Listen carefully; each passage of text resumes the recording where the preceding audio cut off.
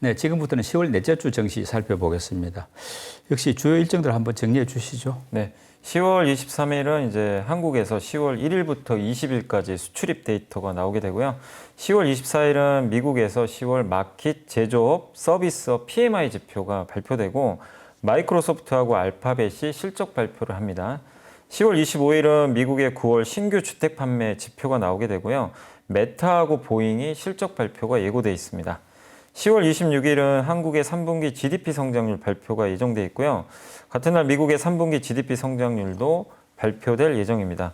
또 미국의 9월 내구재 수주도 발표가 될 예정이고 유럽 중앙은행이죠. ECB에서 통화정책 회의를 열어서 금리도 결정할 예정입니다. 그리고 아마존과 포드가 그날 실적 발표가 예고가 돼 있고요.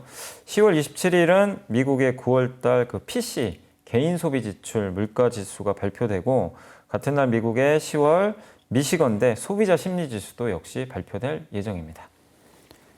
네, 이번 주에 주목할 증시 변수들 어떤 게 있을까요?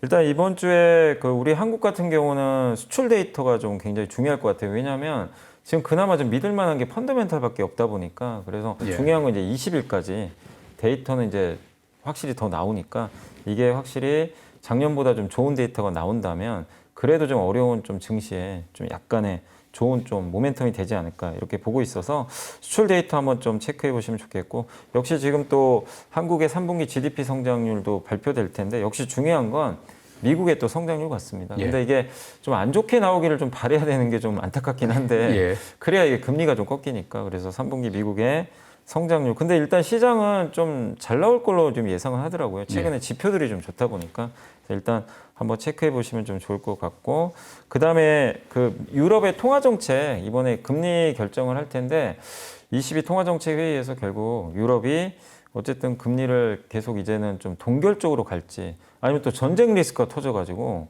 매파로 또 바뀔 수도 있는 거잖아요. 그래서 어떤 또 결정을 할지 유럽은 되게 좀 힘들 것 같아요. 지금 경기가 좀 안 좋은 상황이다 보니까 그래서 어떤 결정을 내릴지 한번 좀 체크해 보시면 좋겠고 그다음에 이번 주에도 역시 미국의 주요 기업들 실적 발표 있는데 제일 중요한 건 역시 마이크로소프트하고 알파벳 같습니다. 왜냐면 여기가 AI 투자의 또 운명을 좌지우지하는 기업들이잖아요. 그래서 이게 또 고금리 때문에 우리 투자 줄이겠습니다. 이러면 정말 충격이 좀 나올 수 있거든요. 근데 그거랑 상관없이 우리 AI 투자 계속 하겠다.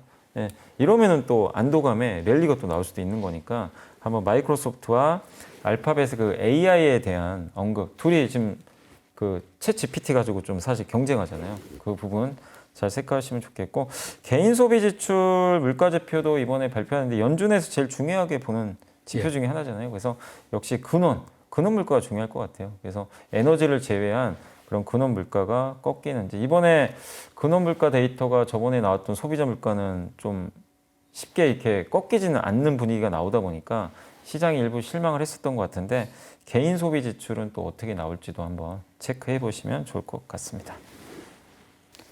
지금 이스라엘하고 하마스 간의 중동 전쟁이 이제 증시의 최대 변수가 되고 있는데 이게 확전되느냐 소강되느냐에 따라서 투자 전략도 좀 바뀌어야 되지 않습니까? 이제 각각의 경우에 우리 투자자들 어떻게 대응하는 게 좋을 것 같습니까? 혹시라도 최악의 상황이 나올 수도 있잖아요.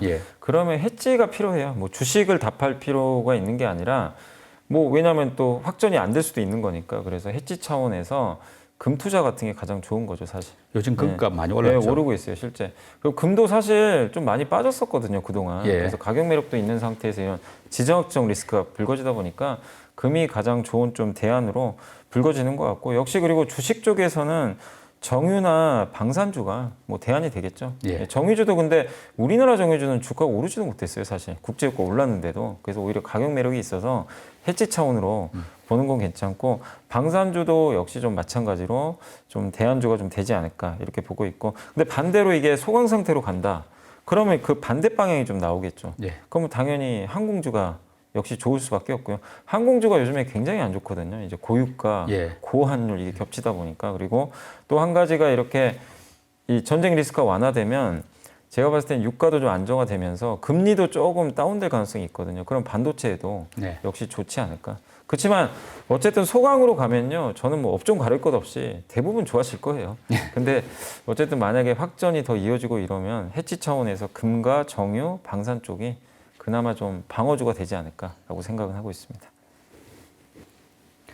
그 외국인 같은 경우는 그동안 많이 팔다가 이제 화요일, 수요일 날은 약간 이제 전쟁이 주춤하니까 또 다시 들어왔지 않습니까? 네. 그러다가 또 목금에 또 팔고 하는 이런 식으로 좀 매매 동향이 약간 일관되지 않게 좀 변동이 있는 그런 상황인데 지금 우리 둘러싼 매크로 환경이 좀 어떻게 바뀌어야 외국인들이 본격적으로 다시 귀환할 수 있다고 보시는지요?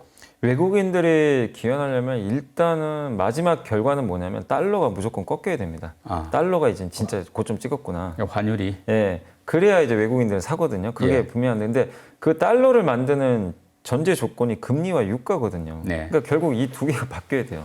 결론적으로. 예. 예. 그래서 당연히 이렇게 고금리인데 달러가 꺾일 수는 없는 거잖아요. 네. 그래서 미국의 금리가 일단 꺾여야 되는데 근데 이 미국의 금리가 이게 참 불편한 얘기지만 지금 상황에서 미국의 금리가 꺾이는 방법은요. 경제 지표가 부러져 버려야 되거든요. 예. 근데 연준 의장도 그 얘기를 했어요. 경기가 좀 둔화돼야 된다. 네. 그래서 그런 뭔가 뭐 우리가 생각지 못한 충격적인 뭐 지표가 나온다거나 예. 그런 이벤트가 나와야 되는데 이게 당장 좀 어렵잖아요. 지금 확인하기가. 네. 그래서 좀 시간은 필요할 것 같고 유가는 어쨌든 지금 예측은 좀 어려운데 유가가 지금 상황에서는 꺾일 기미가 좀 잘 안 보이잖아요. 그렇죠. 예, 뭐 전쟁이 좀 쉽게 끝날 것 같지도 않고 지금 바이든 대통령도 아직까지는 뭐 큰 성과가 좀 없다 보니까 근데 역시 이것도 유가가 꺾이려면 결국 중동에서 뭔가 해법이 나와야 돼요. 예. 아니, 뭐 예를 들면 이런 거죠. 갑자기 바이든 대통령하고 중동의 주요 국가들이 만나겠다. 예. 이러면 이제 유가 급락하겠죠. 네. 네, 그런 이슈들. 네. 근데 그런 게 보여야 달러가 꺾이거든요. 예. 근데 지금 그러니까 저도 얘기하면서 너무 답답한 게 쉽지 않네요. 쉽지가 않아요. 예. 어쨌든 매수를 하기 위해서는 뭔가의 이런 달러를 꺾을 수 있는 예. 조건들은 좀 나와야 돼요. 아니면 중국 지표가 정말 중국의 부동산이 정말 좋아지거나 중국에서 뭐 정말 뭐 빅 이벤트가 나온 거나 큰 부양책이 나온 거나 이러면 외국인들이 이거는 달러 약세 요인이잖아요. 예. 그러면 또 일부 매수는 들어오겠지만 그러나 지금 중국 쪽에서도 뭐 적극적인 부양책은 또 아니다 보니까 그래서 현재까지는 조금 쉽지 않은 그런 국면이 이어지지 않을까 이렇게 보고 있습니다. 지금 반도체 같은 경우는 이제 업황 반전 신호가 나왔지 않습니까? D램 가격도 이제 올라가고 뭐 그러다 보니까 삼성전자도 전쟁 리스크가 커지기 전에는 다시 또 7만 전자를 찍기도 했는데 또 SK 하이닉스는 한 13만 원까지 오르고 했는데 지금 보면은 뭐 상황이 좋아져도 7만 원, 13만 원에서 이렇게 약간 억눌러지거든요. 그 이유가 뭘까요? 사실 예. 이제 올해 연초 대비하면 하이닉스도 올해만 거의 한 60% 올랐거든요. 주가가 굉장히 많이 올랐고요. 그 월별로 보니까 코스피가 지금 3개월째 약세인데 삼성전자는 물론 이제 주가가 좀 다시 빠지고는 있지만 2달째 올랐고 물론 10월 말까지는 봐야 됩니다. 근데 네. 10월 중순까지는 2달 연속 올랐고 하이닉스는 이번 달만 해도 한 7% 정도 올랐거든요. 그러니까 시장보다 강한 게 맞아요. 예. 그 이유는 뭐죠? 업황 반전이 신호가 나오고 있기 때문에. 근데 이제 많은 분들이 느끼기에는 뭔가 안 오른 것 같잖아요. 네. 근데 그 이유가 매크로 때문이죠. 예. 왜냐하면 반도체 경기도 결국 마지막은 뭐죠? 수요잖아요. 사람들이 뭘 사줘야 되는데 예. 매크로에서 이제 보면 금리가 이렇게 오르면 수요가 늘어날 수가 없는 구조인 거죠. 그러다 보니까 이 금리에 민감한 업종 중에 하나가 반도체죠. 예, 그래서 이 반도체 주가가 어쨌든 견조한 건 맞습니다. 견조한 건 맞는데 우리가 이 정도 업황 반전 신호 나오는데 왜 이렇게 좀 답답할까 느끼는 거는 결국 금리 거기에 또 따른 전쟁 이슈.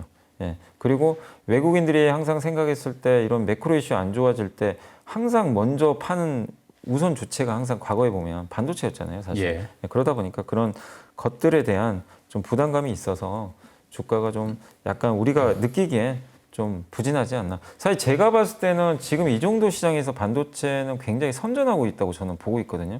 증시가 이렇게 빠지는 구간에서. 그렇지만 못 가는 이유는 아무튼 제 생각엔 매크로 이슈가 역시 그 업황 신호를 네. 금리와 전쟁이 눌러버리고 있다. 이렇게 좀 봐야 될 것 같습니다.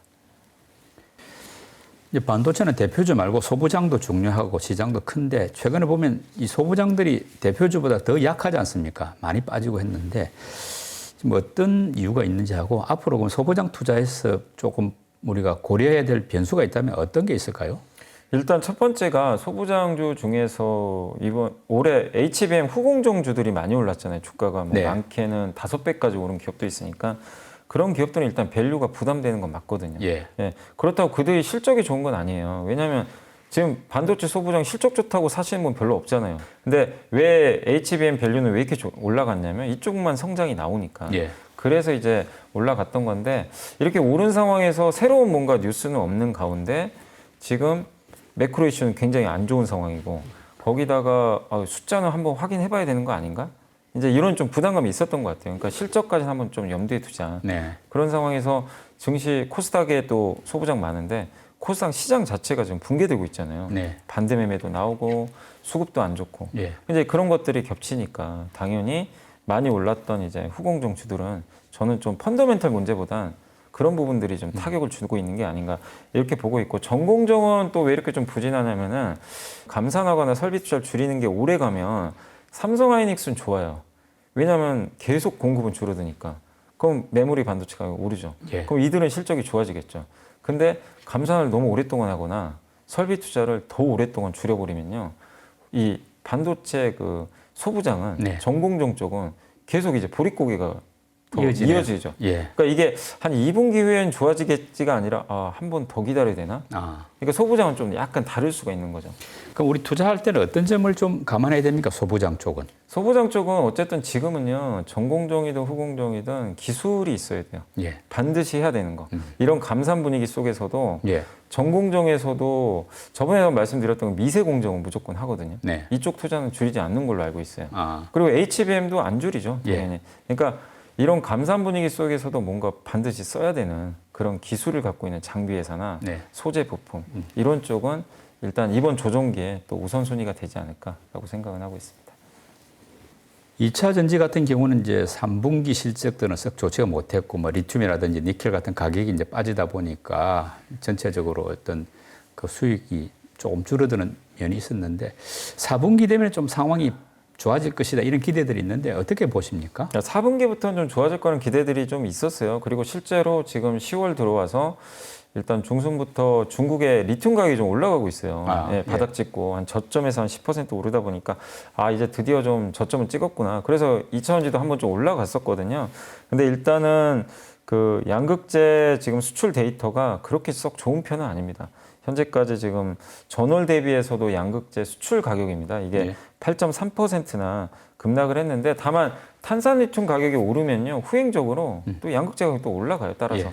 그러니까 이제 10월 말까지는 한 번만 좀 더 봐보세요. 양극재 수출 가격이 실제로 올라간다면 어느 정도 저점은 좀 확인할 수 있지 않을까 이렇게 보고 있습니다. 그래서 3분기보다는 4분기는 좀 낫지 않겠냐 이런 이제 의견들이 많지만 다만 우리가 원하는 뭔가 V자 반등을 하려면 확실히 좋아져야 되거든요.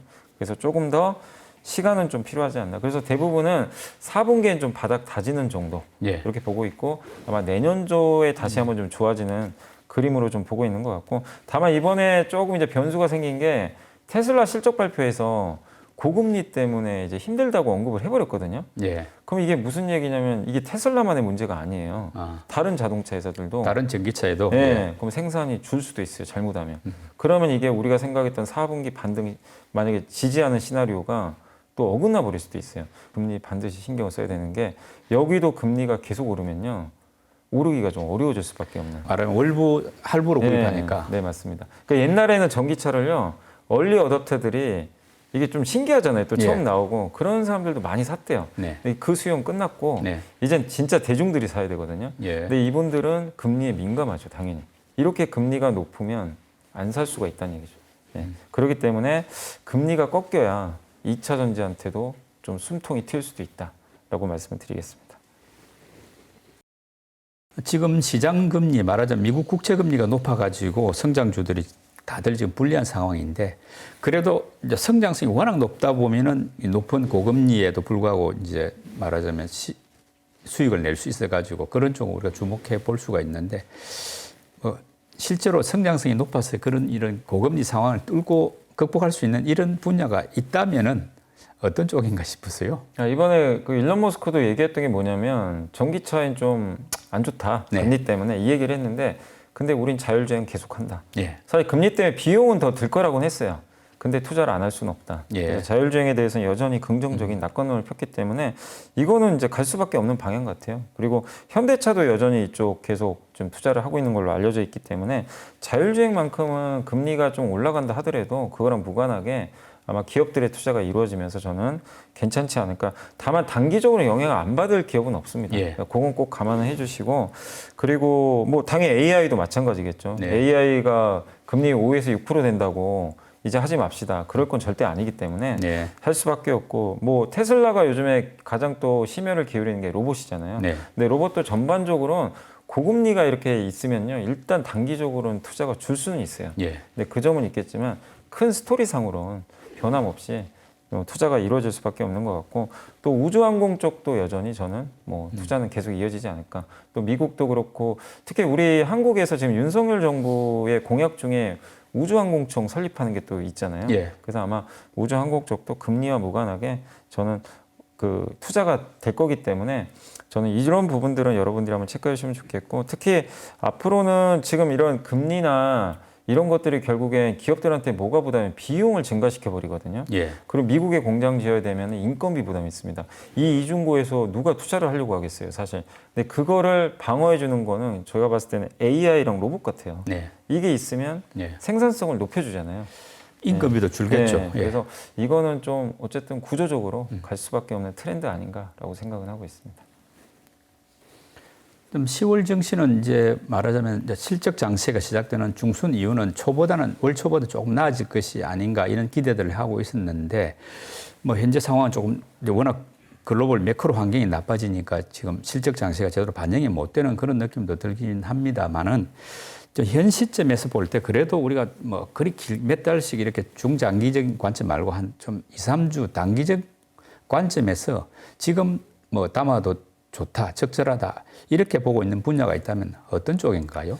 아, 그런 관점이면 이제 낙폭과 대조를 하는 게 맞아요. 예. 지금 이제 더 나쁠 게 없는 거. 이제 많이 오른 거는 아무래도 매물 압박을 받겠죠. 그래서 더 나쁠 게 없는 거 중에서 제가 이제 생각을 해보니까 요즘에요. 증시 좀 지난주 들어서 안 좋았는데 올라간 섹터 중에 또 하나가 그 게임주였거든요. 네. 네. 그래서 저는 게임주들도 좀 괜찮을 것 같아요. 물론 다 오른 건 아니고 이제 일부 대표 네. 게임주들만 올랐는데 그 기업들 정말 올해 많이 빠졌거든요. 그래서 게임주들도 더 나빠 보이진 않고 또 그 지금 그 타이어 업종도 네. 실적이 3분기에 좀 괜찮을 거라고 지금 나오는데 주가는 좀 빠져 있더라고요.